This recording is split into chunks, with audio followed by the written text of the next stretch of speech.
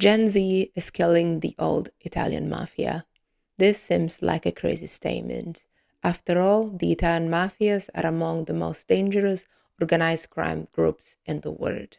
How can they be affected by teenagers addicted to their phones, most of whom have not finished high school? Well, the reason of this power shift in the Italian mafias are to be found in the critical changes that are happening in the Italian society.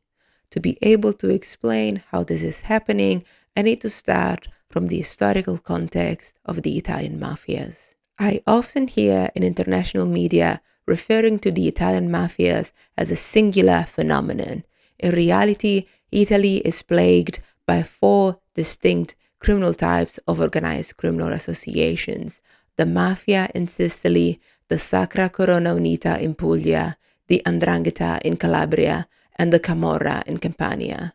These groups have different characteristics in terms of organization and leadership, and in turn, they are more or less present in other parts of Italy, Europe, and the rest of the world. This video will focus on Camorra and on the Sicilian Mafia because I wasn't able to find sufficient information on the Sacra Corona Unita and 'Ndrangheta Genziyers. Organized crime organizations are highly secretive societies, and it's not always easy to find information on them. I talk more about the 'Ndrangheta in Australia with an 'Ndrangheta expert in my podcast. Go check it out. I'll leave you all the links. The Sicilian Mafia, or Cosa Nostra, or simply known in Italian, Mafia, originated in the island of Sicily and dates back on the mid-19th century, emerging as a form of local protection and control over land and agriculture. The mafia gradually evolved into a powerful criminal network. By the mid-20th century, it had infiltrated politics, construction, and finance, later expanding into drug trafficking, money laundering, and racketeering. The Sicilian Mafia has a highly hierarchical and centralized structure built around families, whose members, despite the name, might not always be linked by blood connections. At the basis of the operations, there are the soldiers who respond to a capo, a head. Multiple families are grouped into a mandamento. Each head of a mandamento in a city are part of a commissione, a commission. Each city commission elects its boss. Not too far from Sicily, the Camorra originated in the region of Campania back in the 18th century. Like the Sicilian Mafia, Camorra main business are drug trafficking, racketeering, counterfeiting, and money laundering. But the Camorra's organizational structure is different from the Sicilian Mafia, as the Camorra is divided in individual groups called clans.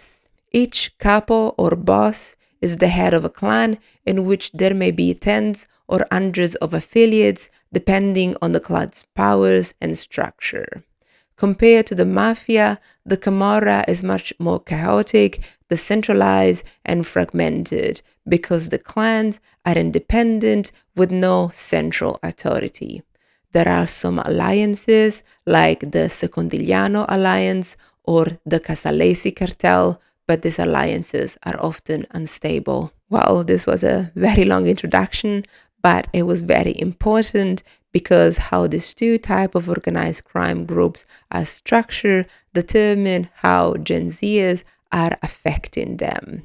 One other important factor that is heavily coming into play is the systemic unemployment in southern Italy.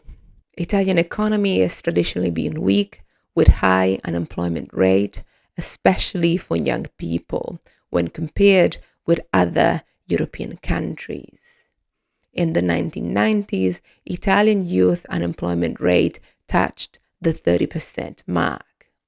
The start of the 2000s brought nothing but bad news to the Italian economy, with the 2008 global financial crisis hitting Italian economy hard, with an historic youth unemployment rate peaking in 2014 at 42.7%.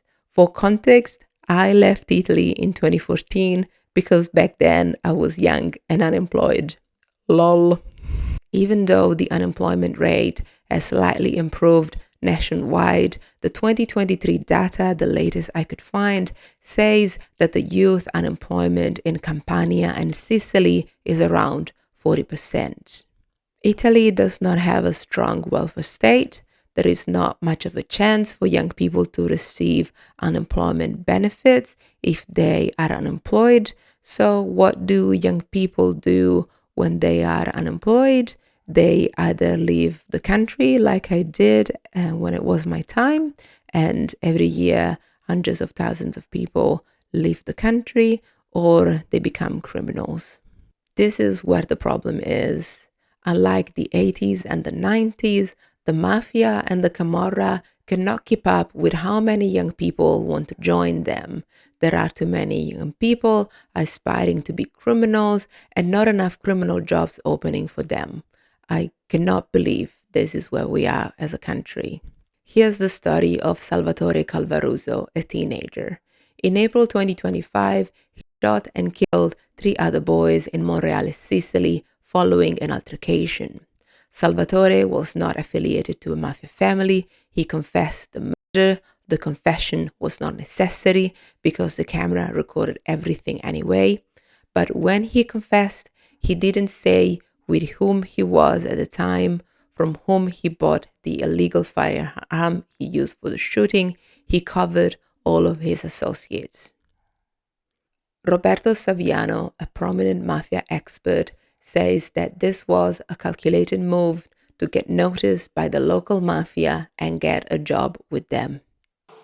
E gli chiedono: con cosa hai sparato? Con una pistola. Dove l'hai presa sta pistola? Per terra. L'ho trovata per terra, allo Zen e a Palermo. E dice: ho sparato 3 colpi, in realtà a terra ci sono 21 bossoli. Chi era con te? Mi avvalgo della facoltà di non rispondere. Quando io leggo sta roba, dico: hai capito? Ho capito che lui vuole andare in carcere col codice. Perché se tu dichiari: ho ammazzato una persona, ma con me c'era mio cugino, lì c'era quello, sei subito un infame. Subito un infame. Non puoi più fare alcuna carriera criminale. Sei fottuto. Lui andava in giro con una pistola, probabilmente una Glock, ma non per andare a fare questa esecuzione. Quello purtroppo è capitato perché si sono menati e questo imbecille ha fatto questa strage. Ma perché quella pistola significa: io valgo, e se qualcuno mi vuole dare un lavoro, presidiare una piazza di spaccio, provare a fare una rapina, tentare di no mafia, perché queste cose succedono perché Cosa Nostra non li vuole, perché Cosa Nostra è in difficoltà. Se ci fosse stata la Cosa Nostra degli anni 90, o li ammazzava o li arruolava. Le mafie stanno cambiando, non possono arruolare tutti i disoccupati, perché l'Italia è in ginocchio sul piano dell'occupazione. Non hanno più i mezzi le mafie per prenderli tutti, se no dovrebbero arruolare 200.000 persone. A similar dynamic is happening with the Camorra in Campania, but the Camorra does not have a vertical structure, so everyone who is violent enough, ruthless enough, can start their own clan as long as they don't die and as long as they are able to keep their territory.